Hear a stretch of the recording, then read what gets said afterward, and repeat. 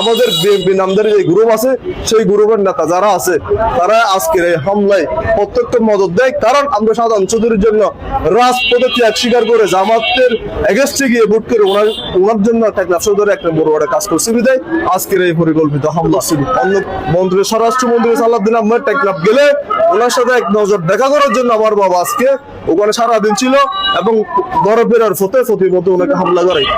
এর আগেও সে আমাকে গতিরোধ করে হাবিব চড়া এলাকায় লম্বা দল দিয়ে খুব মারছিল, ওটাও আমি মামলা করছিলাম। টেকনাফ থানা নীরব, টেকনাফ থানা কি কারণে নীরব সেই বিষয়ে আমরা আপনাদের সহযোগিতা চাই। সে বিষয়ে টেকনাফ থানার বর্তমান যিনি ওসি আছে তার বক্তব্য আমাদের বিএনপি কে ডোবানোর জন্য বিএনপির সাইনবোর্ড দিয়ে তারা ভিতরে বিএনপি বিরোধী কাজকর্ম করছে।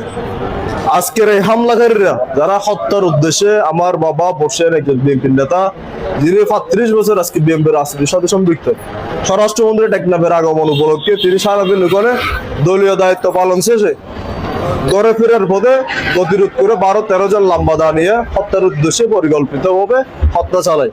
হত্যার ইন্ধন দেয় একটা বিএনপির বিরোধী একটা গ্রুপ, যেটা আপনারা ইনভেস্টিগেশন করে বের করবেন। তারা প্রত্যক্ষ মদত দেয় এবং সৌদি আরবে একজন প্রবাসী আছে যারা জামাতের পক্ষে জামাত নব্য জামাত আব্দুর রহমান নজির গং, আব্দুল হামিদ এমরান মৌলভী, আব্দুর রহিম সহ 10-12 জন অতর্কিতভাবে হামলা করে আজকে আমার বাবাকে গুরুতরভাবে আহত করেছে।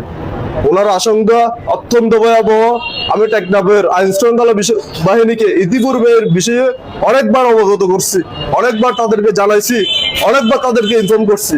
আমি তাদেরকে সহায়তা করলে বিকল্প গ্রুপ যেটা আছে তারা যায় তাদের বিরুদ্ধে তকবির করে।